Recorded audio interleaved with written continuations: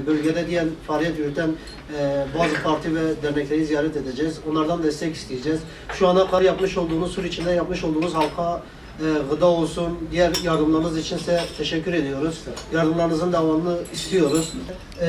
Oradaki evlerimizde yaşamak istiyoruz. Biz evlerimizin boşaltılmasını istemiyoruz, yıkılmasını istemiyoruz. Eğer yıkılacaksa da bize yerinde verilsin, orada verilsin. Başkaları bu işin altını sağlamasınlar.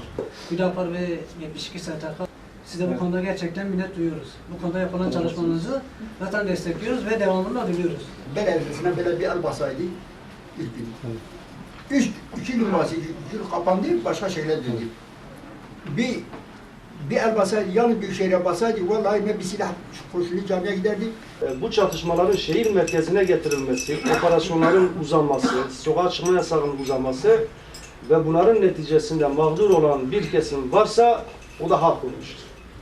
Yani en büyük zararı sizler görmüşsünüz. Bu çatışmaların ısrarla devam ettirilmesi de inanın bu halkın faydasına değil, bu halk istemediği halde, çünkü öz yönetim ilan edilen yerde destek vermediler. Çünkü orayı terk ettiler. Yani bulundukları öz yönetim ilan edilen yerler terk edildi.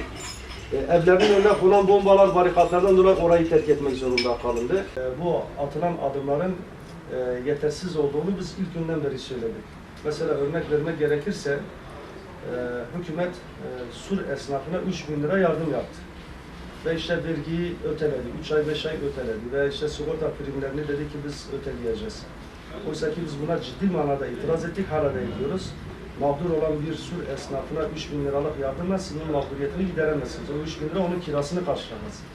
İkincisi, zaten iş yeri kapalı olan, ticaret yapamayan, iş yapamayan geliş gidişlerin olmamasından dolayı o insan zaten sigorta primini de ödeyemeyecek bir durumda, vergi de. Bundan dolayı sigorta primi ve vergi gibi devletin alacağı borçların en az bir yıl, yani bu yıl içerisinde alınmaması, yani silinmesi, sigorta priminin devlet tarafından ödenmesi gerektiğini söyledik.